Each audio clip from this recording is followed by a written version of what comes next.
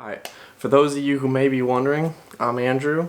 I am a light painting photographer. I've been light painting for about 2 years now, and I'm going to show you guys how I do my light painting composites that you may have seen on my Instagram once 1 year ago, and now more recently as well for Halloween, since it's technically spooky season, yeah. So, let's get to it.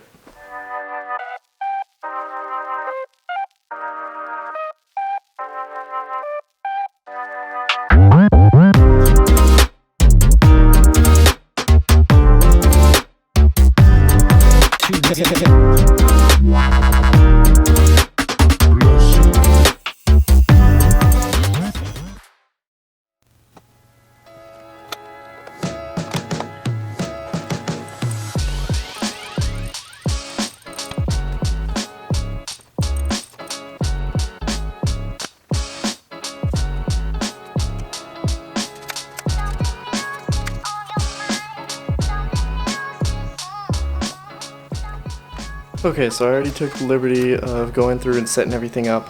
Now I just gotta set my focus point where I'll be jumping in order to be able to use the tools that I brought, which I brought my light painting tubes. I brought a weird little light that I bought at Walmart, I'm pretty sure, like $5 that I'm gonna use for orbs and whatnot so I can make other shapes. And I'm also going to see if I'm gonna use any light blade shots in there, but that's probably all that I'm gonna use for this. And let's get right to it. Typically the first thing I do is I set up my strobe. Right now it's on 1/32 power, and I typically get my very first shot to be the jumping pose or the portrait, and I want it to be really nicely lit so that then I can use that and then composite in the light painting.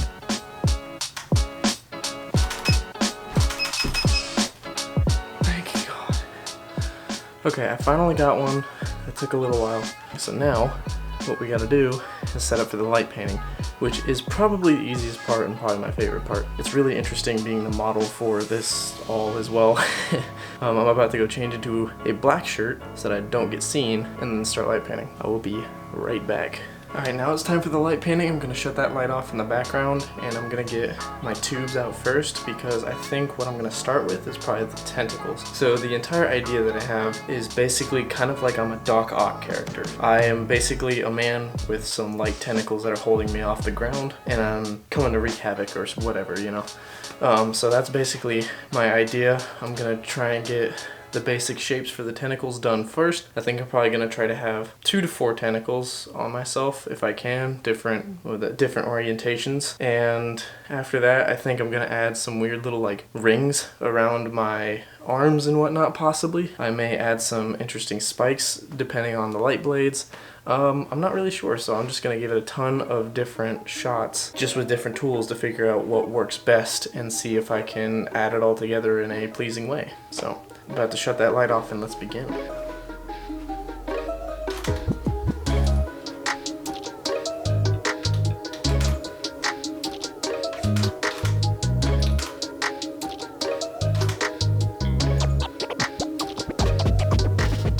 I don't think that the tentacles are going to work exactly how I thought they were going to work, so I'm going to change it to wings now.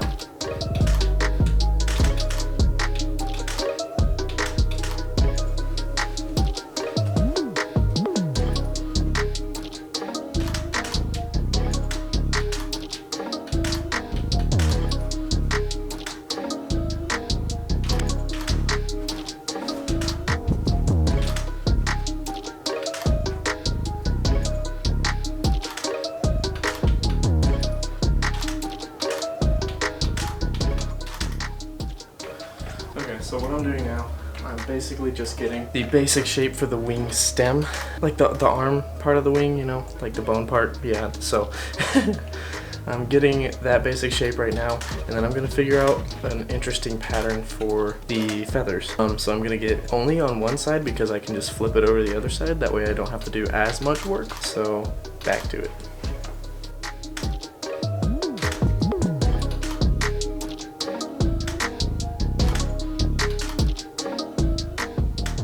Okay, well, I've got some pretty good ones. Now it's time to mess around and try some other weird shapes, probably with my tubes again. so then I can add those in around my face or whatever else I choose to add.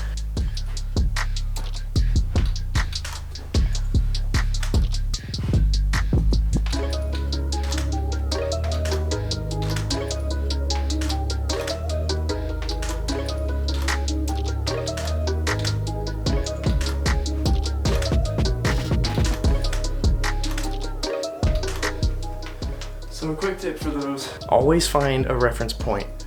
It will help you tremendously if you find a reference point that you can see out in the distance on your model. If you find a reference point, then you have a place to start and finish your shape, and it will make it so much better. I promise, I guarantee it. Find a reference point.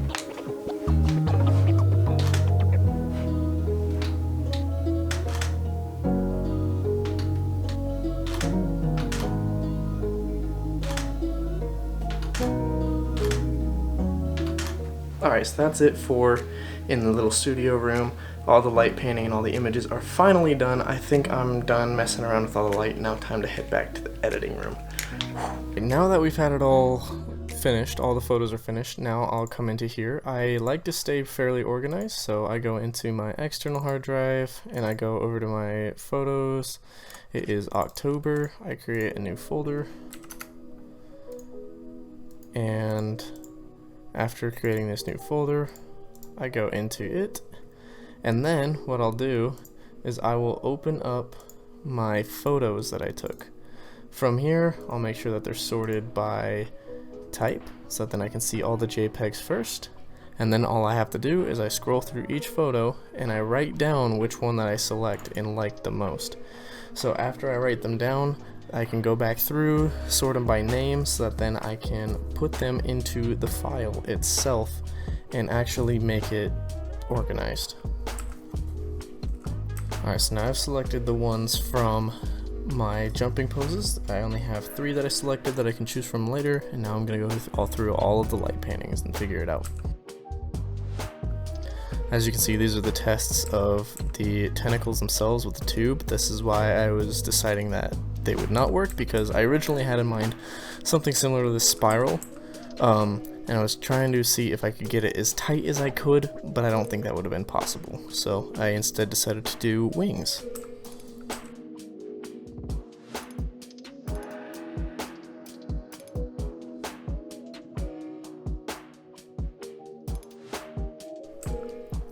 All of these first starting images were just tests to get all of the settings correct, and then I went into the spines to try and figure out the wing design.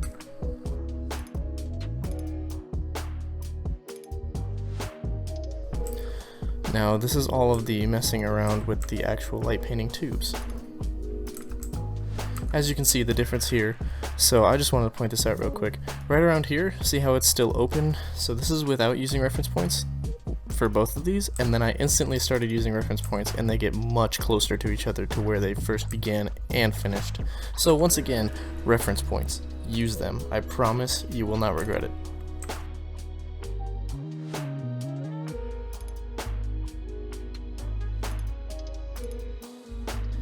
Alright, so now I've gone through them all.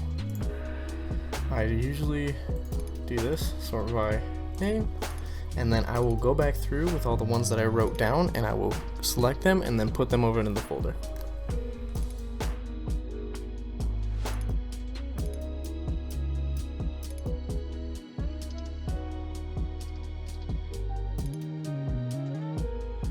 Alright, now that I have all this done, I eject my card, and then I begin the editing.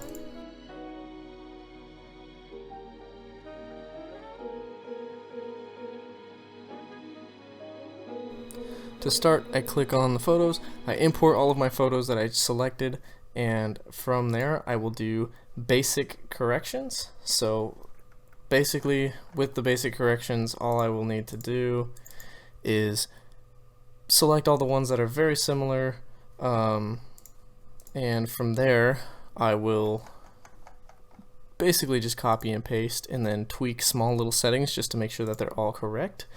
And from there I will export all of the light painting ones in order to be JPEGs, so that then they will be a lot easier to edit in Photoshop combined with these images here, whichever one I choose.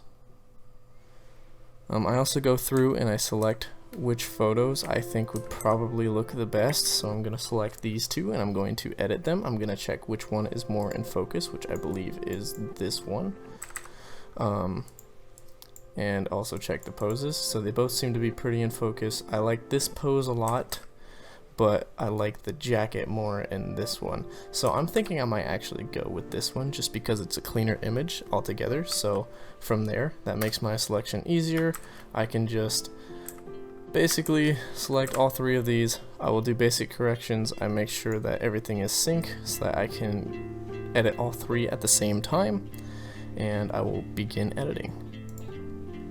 I typically start off by doing the lens corrections, and then I also do transform just because I like to be perfectly neat like that. And then I come up here, typically I will fix the white balance if needed. So far I like how it is right now, it's a little bit cooler color. And then I will go into the exposure if I need to bump it up, which in this case I will bump it up just a bit. Perfect. And then I will increase the contrast. I usually decrease the highlights, raise up the shadows, bring up the whites, bring down the blacks a little bit. I bring down the texture, bring up the clarity just a bit, and then I will dehaze the image as well. For this, I'm thinking I want to dehaze not too much, but just a bit, so that way I get nice contrast in it all. Now I'll come over the tone curve. What I typically do is I mess with the highlights. I make them nice and dull because I like duller highlights, and then I bring the lights back up.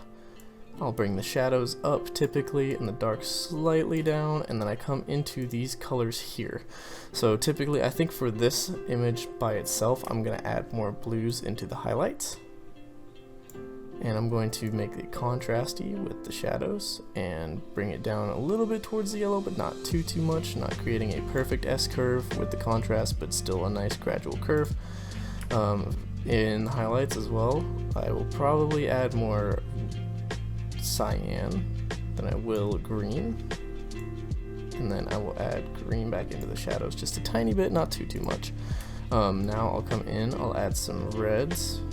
I'm gonna check to see which one I prefer better. I think I'm gonna add a little bit of red hue into there, and then bring it down for the shadows.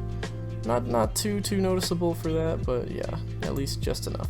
So then I'll come in here, I'll mess with all the colors. I'll probably get rid of all of the oranges and reds because I want the character to look more, not really human-like, if that makes sense.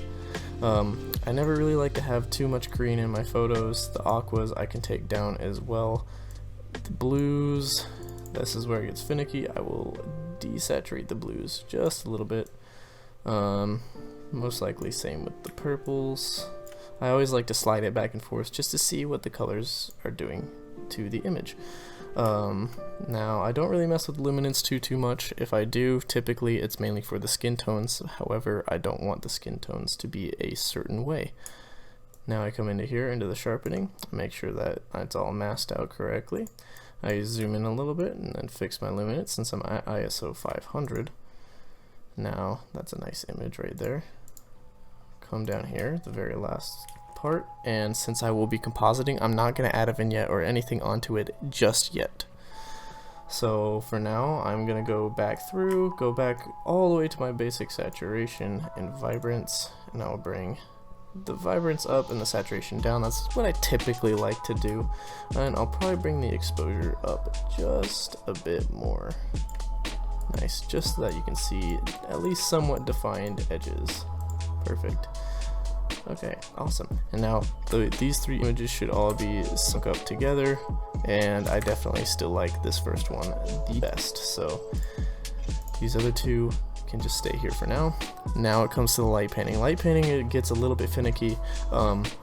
At least with compositing, I like to get the light painting shape perfectly by itself, because as you can see, I'm a little ghost. Just a little bit in these images, and probably a few others as well. So typically for this, I will try to make sure that the whites are white and the blacks are pure black.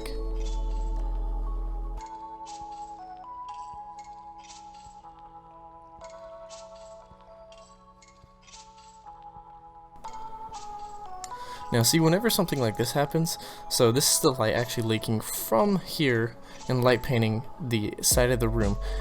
Generally, I'm never ever really worried about this as long as it's like painting a white background or there's enough space between the actual shape that I've created and the wall or whatever is being light painted into the frame. As long as there's enough space in between the two, I'm perfectly fine because I can technically just use a brush to get rid of all of this in the image.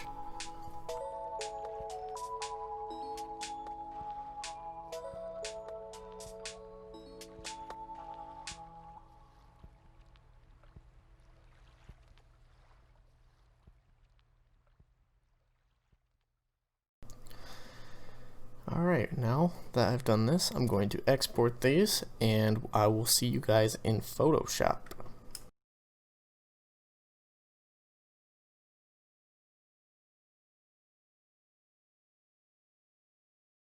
As soon as I get into Photoshop, I import all of the photos into the same project, and from there I will continue to rearrange the shapes, turn them into the light and blend mode, and make sure that I have the exact shape that I want by brushing out what I don't want.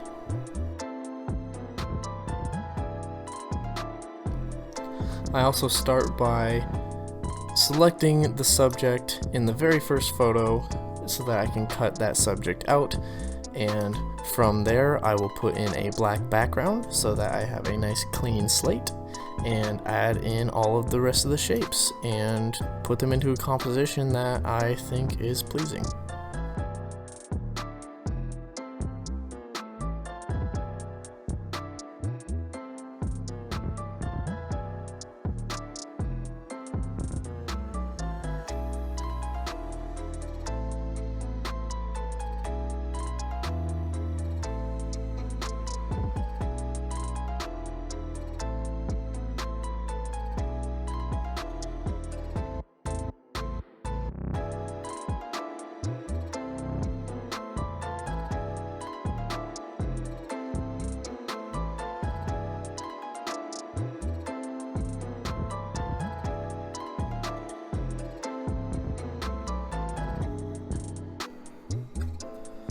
Alright, now that I've finished all of the brushing, I'm going to combine all of the layers together, and from there I'm going to go back in. I'm going to tweak up some of the little other spots that you can see, some like this, down in here, and possibly some of those other little spots that I saw in there. I'm going to clean those up. Then the next thing I'll do is dodge and burn, and probably change the crop.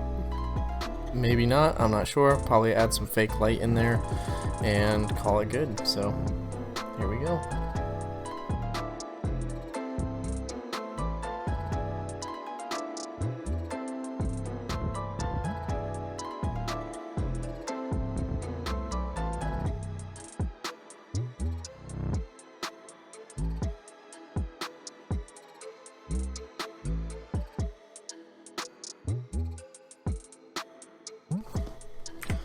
Alright, now that I've finished cleaning it all up, I'm going to go in with the sharpen brush, sharpen a few areas, and then hit it with the unsharp mask. Around 80, 82 is what I'm going to usually keep the mask at, and then from there I'm going to dodge and burn.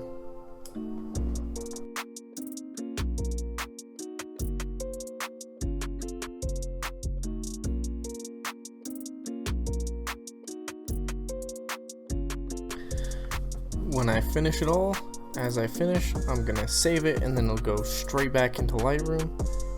If it's too large for saving it as it is, I typically go through and I delete all the other layers. Once it's saved, head back to Lightroom and then we'll do the final adjustments from there. Now that it's in Lightroom, all I'm going to do is I'm going to come down to the effects and I'm going to adjust the vignette until it is to my liking. Even if it may seem like it's a fully black background, there are still a little bit of things because of the light and blend mode. So I still like to add a little bit of a vignette in there and just make sure that everything looks good to you. And as soon as that's done, I'm probably going to tweak a little bit of the saturation. Alright, that looks pretty good to me, and now that that is done and that looks pretty good, I just need to export it, and that's all I do for one of these photos. I hope that you guys all enjoyed watching this video. If you'd like to see more of these in the future, please let me know. Drop a like, leave a comment, subscribe, and I will catch you guys in the next one.